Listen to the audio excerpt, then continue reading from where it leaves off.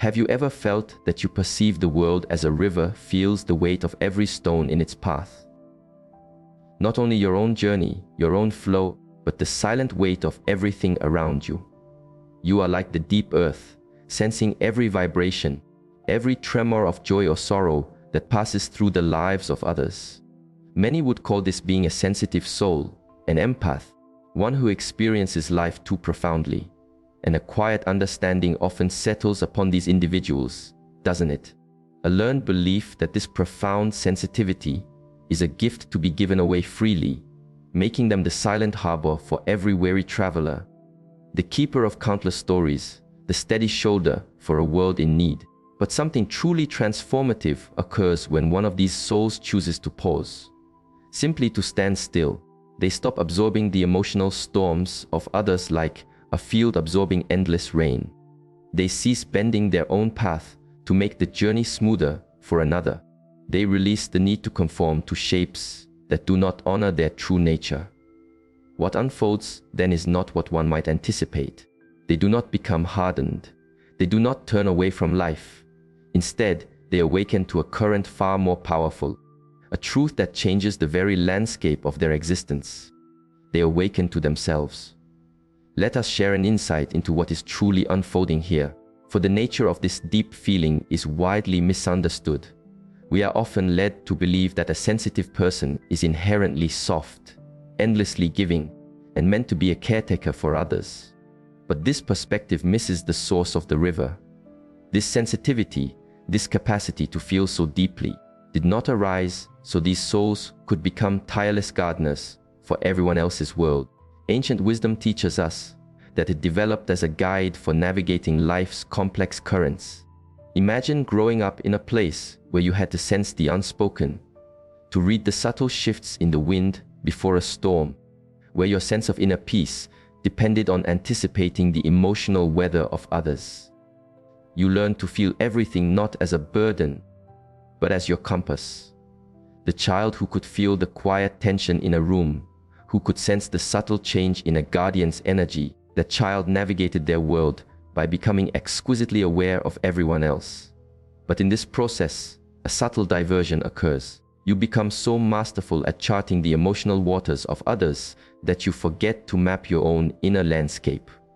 And so, we find these deeply feeling souls, 30, 40, or 50 years into their journey, still guided by that early map.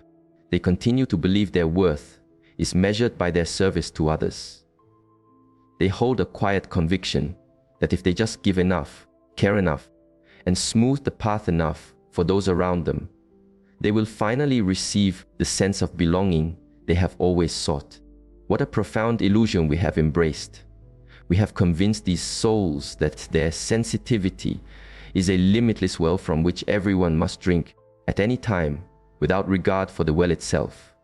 We have suggested that setting boundaries is an act of withholding, that saying no is unkind, that tending to their own inner world is a turning away from their nature. Yet, watch what occurs when one of these souls reaches the edge of their own known world. And they all, eventually, arrive at this shore.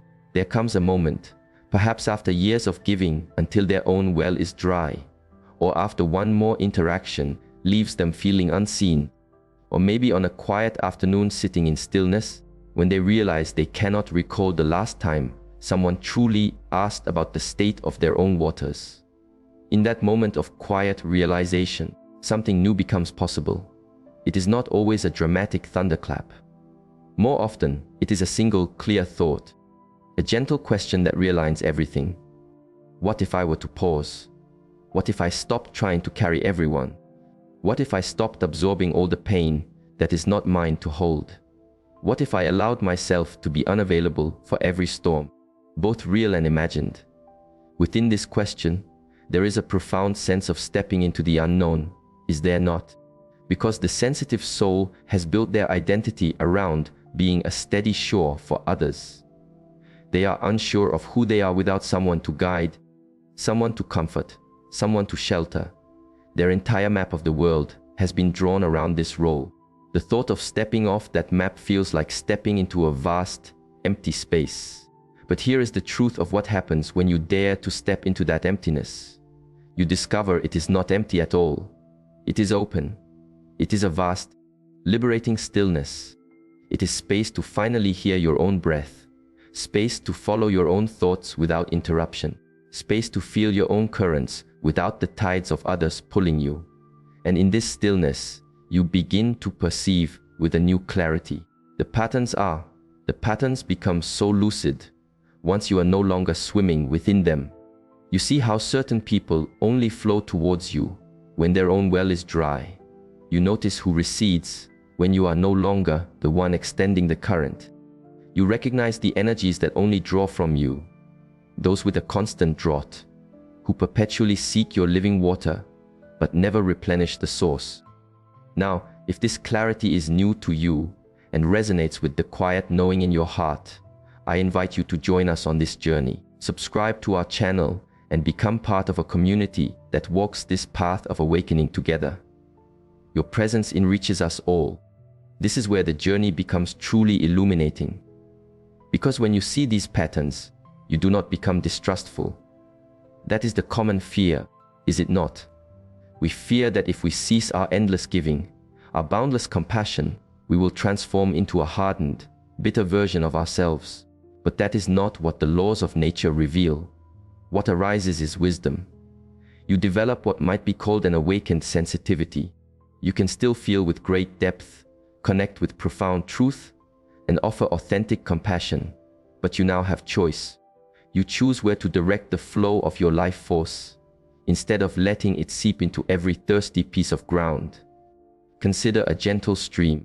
A sensitive soul who is not yet awake is like an overflowing spring, watering everything around them indiscriminately, while their own source runs low. But when you awaken, you become a purposeful river. Your flow becomes intentional, focused, and powerful. You direct your waters where they can truly nourish life, where they are genuinely received, where they will have a meaningful impact. And yes, this means some landscapes will no longer be watered by you. Those who were only there for the unearned abundance, who had no intention of offering any flow in return, they suddenly find their familiar source has changed its course, and they will feel this change keenly. This is when the questions may begin. You seem different.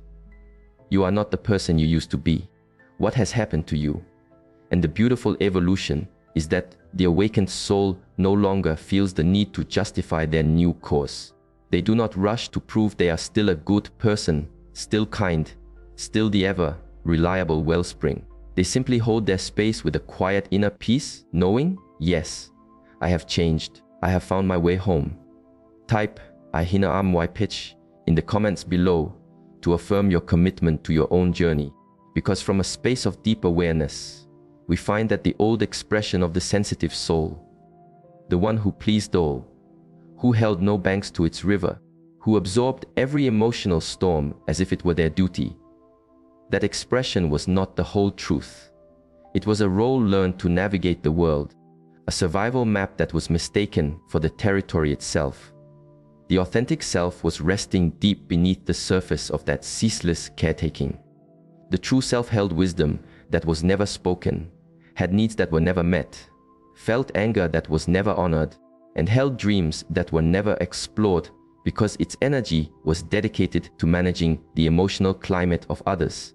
When this authentic self begins to emerge, it is not always comfortable, not for the soul itself, and certainly not for those who benefited from its self-forgetting.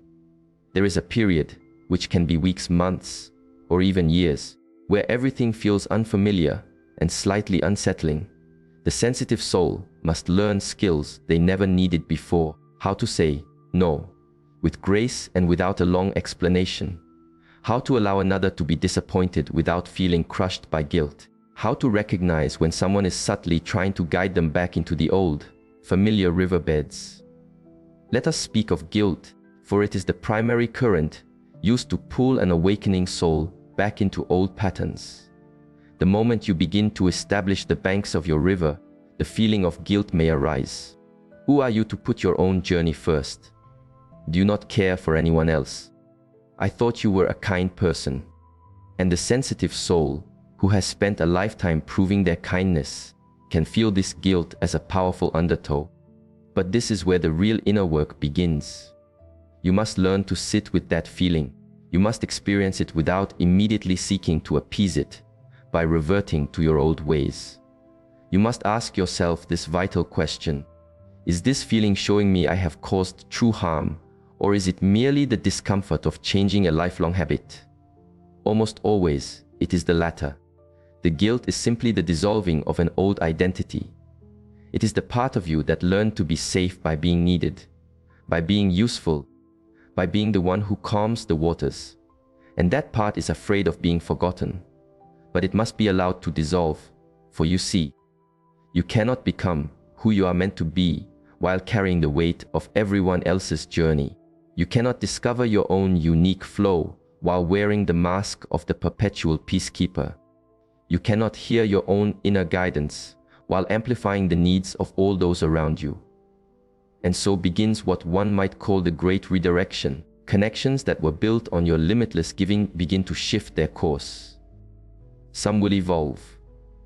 The people who genuinely care for you, who see you as a whole being rather than a resource, these people will adapt.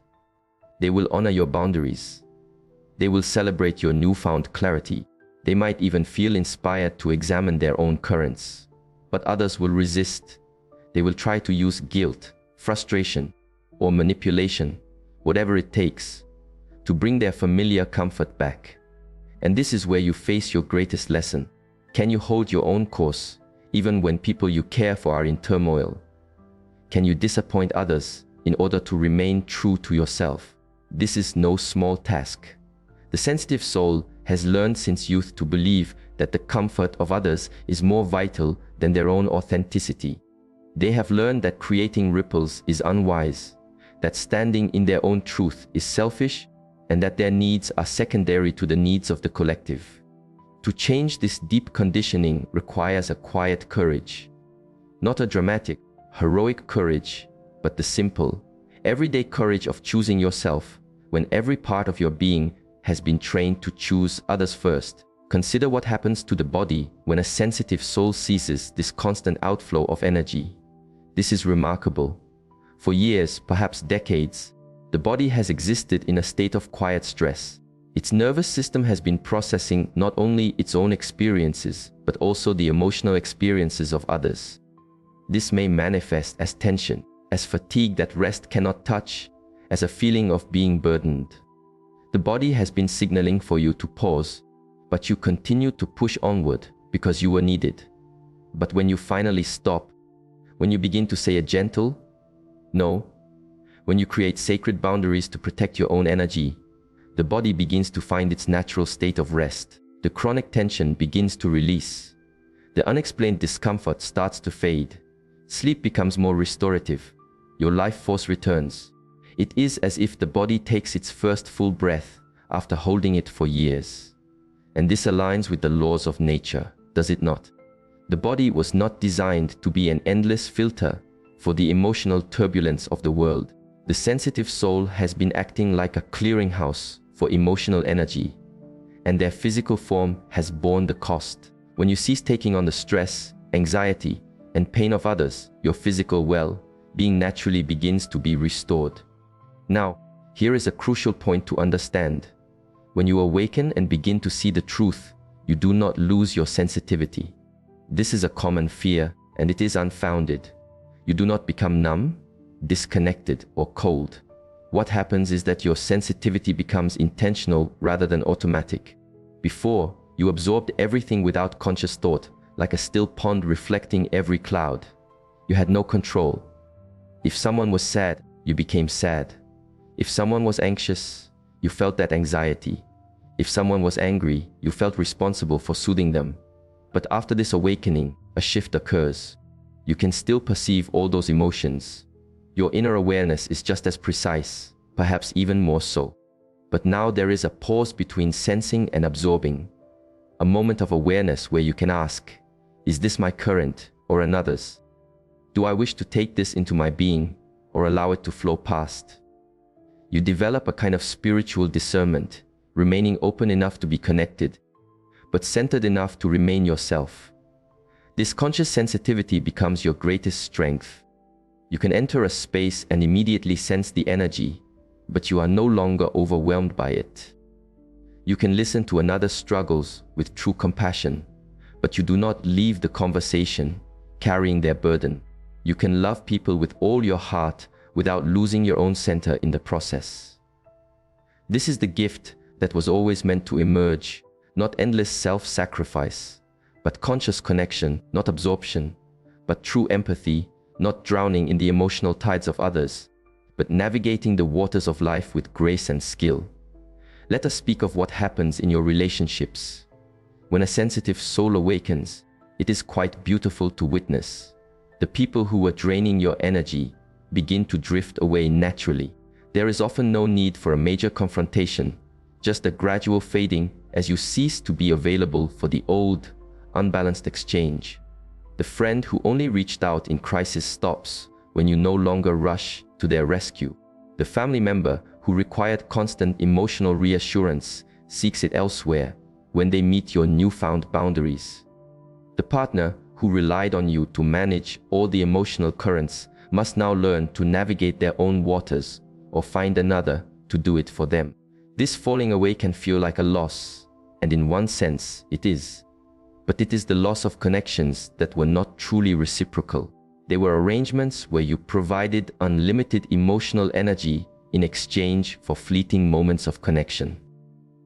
When these arrangements conclude, space opens up, and into this space, different kinds of people begin to appear. People who see you as a complete person, not a resource. People who give as freely as they receive. People who honor your boundaries instead of challenging them. People who love your authentic self, not the role you used to play. These new connections feel different. They feel more grounded, even as they feel lighter. There is less turmoil, less crisis, less exhaustive emotional work. There is more ease, more reciprocity, more genuine joy. You discover something astonishing. Real connection nourishes your energy. It does not deplete it. Love that is true does not ask you to abandon yourself. True friendship means both souls tend to the garden of their connection. Now, I want to explore the energy of anger. For this is where the path can become very insightful. The awakening soul often discovers a deep well of anger that has been resting beneath a lifetime of practiced kindness. Anger at having been taken for granted. Anger at all the times you went against your own truth to accommodate another. Anger at those who mistook your kindness for weakness. Anger at yourself for allowing it to continue for so long. This anger can feel shocking. The sensitive soul has spent a lifetime being understanding, being patient, being accommodating. The anger was suppressed so deeply that its existence was forgotten. But it was there all along, quietly transforming into resentment, bitterness, and chronic tension. When this anger finally comes to the surface, it is common to feel a sense of panic. Oh no, I am becoming hard and bitter. This is not who I want to be. But this is a misunderstanding. The anger is not creating someone new. It is revealing a part of you that was always there, but was never given a voice. This anger, when honored and channeled with wisdom, is profoundly healing. It is the part of you that knows your own worth. It is the part that refuses to be diminished. It is the part that says, enough, I matter too. Anger is not your enemy, it is your guide. It shows you precisely where your boundaries were crossed. It provides the energy to establish new, healthier ones. It is the sacred fire that burns away the false self and reveals the true one underneath. But you must learn to work with this fire skillfully, not to direct it at all who have wronged you, not to become suspicious of all connection, but to use its energy as information, as fuel for transformation, as the force that reshapes you from a people pleaser into a whole person. Here is something beautiful that unfolds as the sensitive soul heals. As you learn to honor your own needs and create a healthy container for your energy, you often feel a calling to help others do the same. But the way you offer help is now completely transformed. Before, you helped by doing everything for people, by absorbing their pain, by solving their problems. You helped from a place of compulsion. Now, You help by holding a space of possibility for them, by trusting in their innate ability to navigate their own journey, by sharing your own wisdom without any need to rescue them. You become a conscious guide rather than a compulsive savior. And this way of being helps others far more than the old way ever could. Because when you rescue people, you reinforce their feeling of helplessness. But when you hold a steady belief in their capacity to find their own way, you help them discover their own inner strength. The awakened soul understands that the greatest offering they can give is not to clear the path for others, but to trust them to walk their own path with courage. Let me share with you something I call the great journey home. After the initial awakening, after the new boundaries are established, after some relationships end and others are transformed, there comes a time when the sensitive soul must learn to simply be with themselves. Truly be with themselves, not in loneliness, but in sacred solitude. Perhaps for the very first time, there is no one to please, no one's emotions to manage, no one to perform for, just you. And this can feel unfamiliar at first, because without all that external focus, you must now face your own inner landscape, your own feelings, your own quiet desires. You begin to ask yourself questions you have long avoided. What do I truly want? What is my deepest truth? Who am I when I am not being of use to someone else?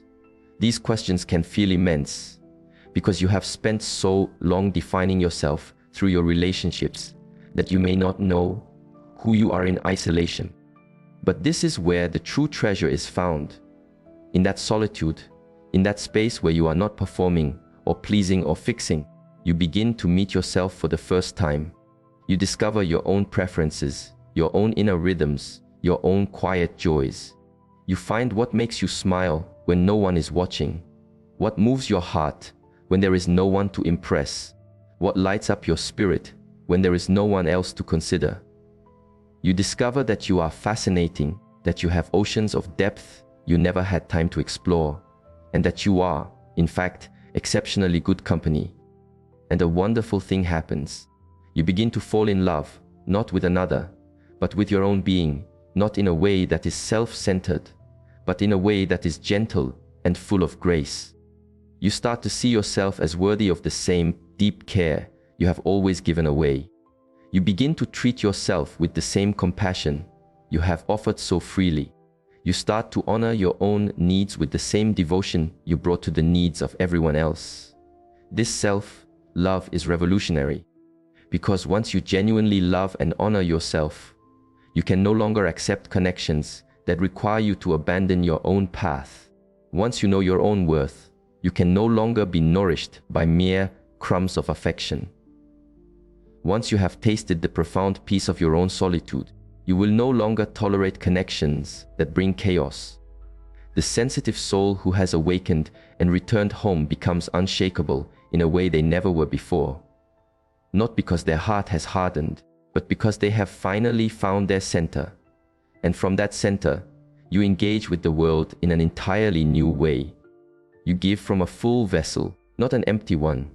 You help from a place of inspiration, not obligation. You love from a place of wholeness, not need. You connect from a place of authenticity, not performance. This is sovereign sensitivity, the ability to feel everything while remaining true to yourself, the capacity to care deeply without losing yourself, the gift of being both open and grounded, both tender and strong. And here we find the most beautiful paradox. When you stop trying to please everyone, when you cease absorbing all their emotional tides, when you finally place your own well-being at the center of your life, you actually become far more capable of helping the world. Not less, but more.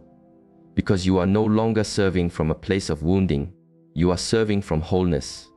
You are not rescuing people to feel valuable. You are supporting them, because it is an authentic expression of your heart. You are not fixing their problems to avoid your own. You are sharing the wisdom earned through your own journey of healing. The awakened sensitive soul becomes like a great, ancient tree. You stand on solid ground, deeply rooted in your own truth. You offer shade and shelter to those who are ready to rest, illuminating the way with your quiet strength. But you do not bend your trunk for every passing storm. You do not uproot yourself to follow those who are lost.